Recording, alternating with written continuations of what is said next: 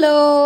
So கீரையை எப்படி cut பண்ணாமல் நீட்டாக வாஷ் பண்ணி அதுக்கப்புறம் கட் பண்ணி சூப்பராக செம்ம டேஸ்ட்டாக ஒரு பொரியல் டக்குன்னு பார்க்கலாமா? முதல்ல கீரையோட அந்த அடி வேறு இருக்கும்ல, அதை மட்டும் கட் பண்ணிவிட்டு இந்த மாதிரி நல்ல பெரிய ஒரு பேஷன்லையோ இல்லை பெரிய ஒரு தவாலையோ கீரையை தண்ணி ஃபுல்லாக வச்சு கீரையை நல்லா 3லேருந்து 5 தடவை நல்லா வாஷ் பண்ணி அந்த தண்ணியை ஊற்றுனீங்கன்னா அதில் இருக்கிற மண் கல் எல்லாம் போய் நீட்டாக ஆகிடும்.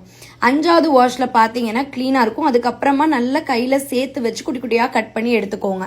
பெரிய வெங்காயம் இந்த தடவை நான் டைம் இருந்தது, ஸோ சின்ன வெங்காயம் எடுத்துக்கிட்டேன். பொரியலுக்கெல்லாம் சின்ன வெங்காயம் வேறு லெவல் டேஸ்ட்டு கொடுக்கும். சின்ன வெங்காயம் எடுத்துக்கிட்டு நல்ல நல்லெண்ணெய் ஊற்றி கொஞ்சம் கடுகுளுந்தம் பருப்பு, ஜீரகம், கடலைப்பருப்பு இதெல்லாம் சேர்த்து சின்ன வெங்காயம் சேர்த்து வரமிளகா போட்டு தாளிச்சு அதுக்கப்புறம் கீரை போட்டு தண்ணி எதுவும் சேர்க்காம கீரையில் இருக்கிற தண்ணியிலேயே கீரை வதங்கி சுருண்டு வந்ததுக்கு அப்புறம் சாலிடாக 7 நிமிஷம் தேங்காய் பூ போட்டு இறக்கிட்டேன்.